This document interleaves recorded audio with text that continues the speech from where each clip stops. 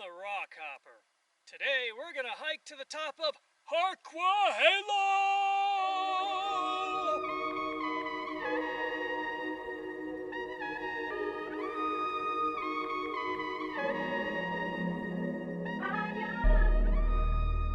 Here's our little chart showing elevation gain. We're gonna go up to 5681, starting at about 2000.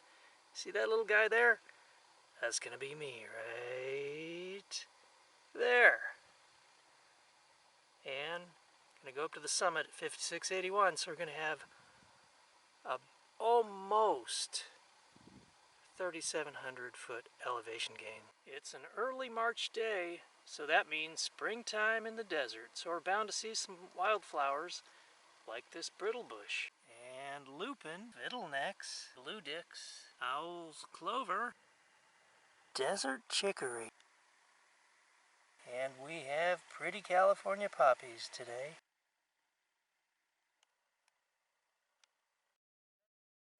And many more. Here's a shot of the trail for you. And the peak is off in the distance. So let me give you a little bit of history of how this trail came to be. It was first a packed trail, and it was created to haul supplies up to the top where there was an observatory built by the Smithsonian in the early 1920s. So they hauled all their stuff up this trail to the guys living up at the top in a little observatory doing their science and their astronomy, studying the stars and the planets way back in the day. And I've heard that there's still a building up there, the remnants of the observatory. So I guess we'll find out when we get to the top. So say good morning to the ironwood, the ocotillo, and the saguaro cactus. Looks like we're getting into some desert trash from days of old. This is what they left behind along the pack trail. Old can of some kind. And another can. Looks like this is where they watered their horses and camped out before they made their ascent. It looks like it says on there, built by OK Angel 613. Are they talking 1913? An old brick, some kind of imprint on there. It's going to be hard to read this sign. It looks pretty weathered. But see, I think it says during the 1920s when the Harquahala Peak Smithsonian Observatory was in operation, there was no road to the summit. And the peak trail was the only route between something, blah blah, and the outside world. In 1921, the scientists built something for animals at the site to store their Ford truck pack animals and supplies and equipment. The necessities were purchased in Wendon, driven to this camp, and then packed up the mountain. A lizard is making good use of a sun lounge on this old can right here.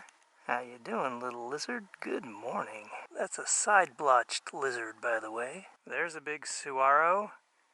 You can just use your imagination to what that might look like. He's waving, and he looks happy. I wonder why. That's a cute little trio of young saguaros right there.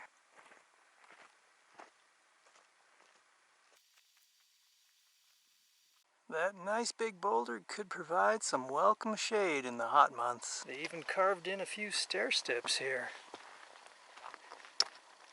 So the first mile of this 5.4 miles to the top is actually pretty mellow. Not much of an incline. But I got a feeling it's gonna get steep real fast. By the time we're done today, we will have hiked almost 11 miles. I believe they call this crucifixion plant. Mighty spiky stuff. There's a resemblance between the crucifixion plant here and the Palo Verde tree here. But as you can see with the Palo Verde, you have the green trunks, which you don't have on the crucifixion plant. The desert is full of surprises. You wouldn't expect to find ferns out here, would you? But in this tiny nook, they're growing just fine. These are some very dainty flowers right here. Look at the size compared to my fingernail. Probably 1.5 miles or so in, and the saguaro-studded landscape is starting to get steeper. Some more yellow flowers. Harquahala stems from a Native American word meaning water way up high.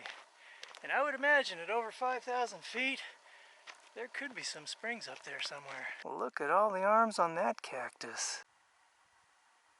We're getting close to about 2 miles in, and it's starting to get steeper. But the views are starting to get good. Have a look behind me. There's the trail to the left, and the view of the valley below. Careful of this catclaw bush. There's a few of them on the trail. We'll just go around that, because if it gets you, it holds on to you tight. Those little catclaws, they are nasty. The landscape is getting steeper and rockier now. It's time to go up the switchbacks. And the views are getting bigger the higher we go. There's all kinds of flowers out right now. The desert in springtime is a beautiful sight. Whew, I'm getting warm, starting to sweat. Getting a little hot, but I've got no complaints. You poor buggers in Buffalo, New York are probably digging out from over 1 foot of snow right now. And I am enjoying the warmth in the desert.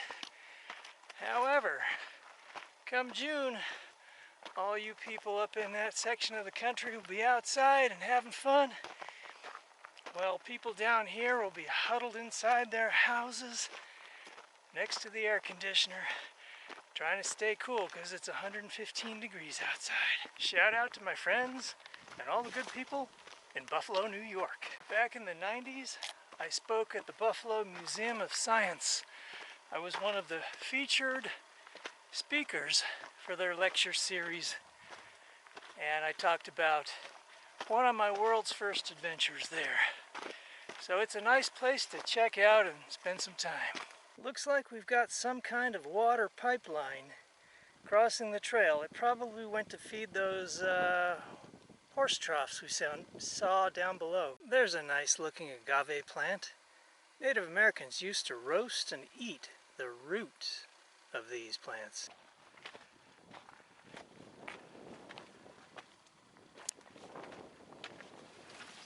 There's a look at the trail and what's behind us. More flowers and a canyon wren in the distance singing his song. Up and up we go, and the views are getting bigger and bigger. You can see the trail, the little line there. Yeah, that's the trail. Switching back and forth. Still have a ways to go to get to the top. Hey, hey, check this out. We've got miner's lettuce, a wild edible. So it's time for a snack.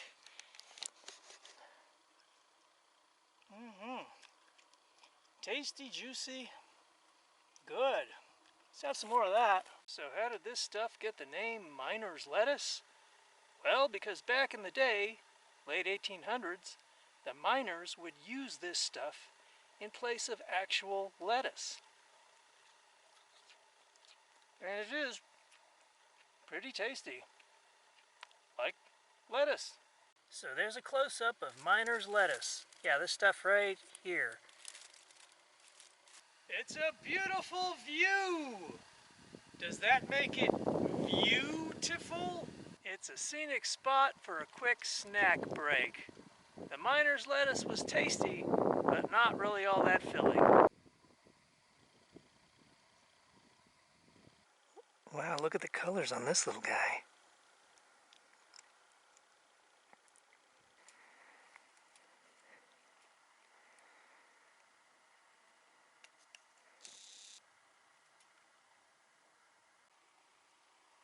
That's a beautiful cluster of Indian paintbrush right there.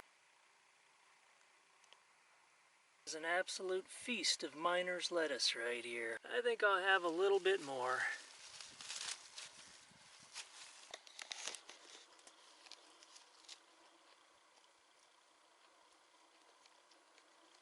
Kind of refreshing. Looks like we're getting pretty close to the top now. The air is getting cooler and the wind is picking up. Hey, there's a sign here pointing out an old mining camp. So let's have a look at the prospector's cabin, or what's left of it anyway. Not much left except for some wood and bits of metal. There's something out there made out of metal. We'll go have a look at that. Looks like it was an old stove. Must have been pretty harsh living up here. I think I'll put on a nice wee pot of tea. Maybe got a couple of thirsty miners who like a nice wee cuppa. Nigel, be a wee dear and throw a bit of gasoline on the fire, won't you? Oh, thank you. What's that say on there? I think this may be the last set of switchbacks. I think we're getting close to the top. It's back to the attack after the snack. The top of the peak is what we seek. Up past these rocks, and I think we'll get to the top. It turns out that was not the top at all. That's just the saddle. Where we're looking right now, up there, is the observatory and the moon. And that's where it's at. So let's hit it and keep going. Getting closer, but the wind is starting to really rip. About 30 miles an hour. Okay, made it to the top. Here's the observatory. So this is it. Here at the top are some signs that tell a bit about the observatory and the history of this region. This was the Smithsonian Astrophysical Observatory, and it was completed in August of 1920. Have a look inside.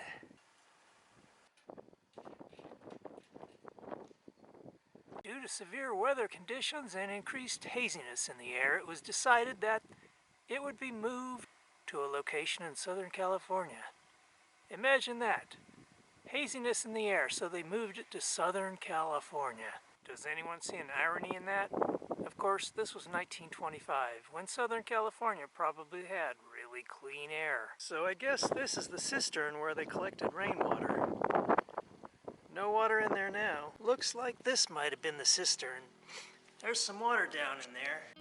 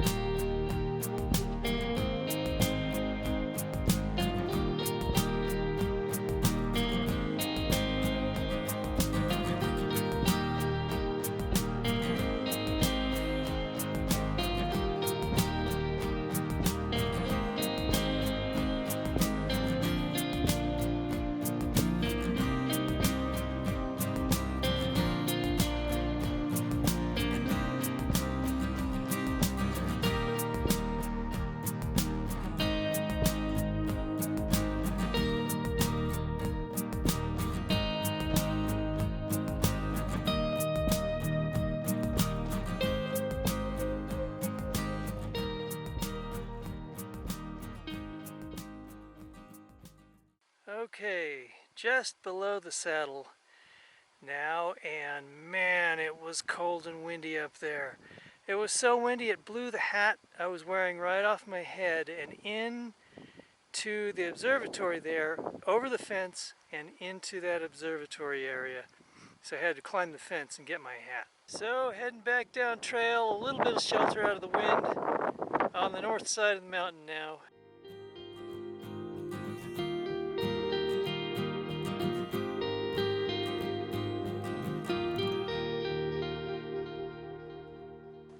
almost back to the car now. So if you're not in really good shape, I wouldn't recommend this hike.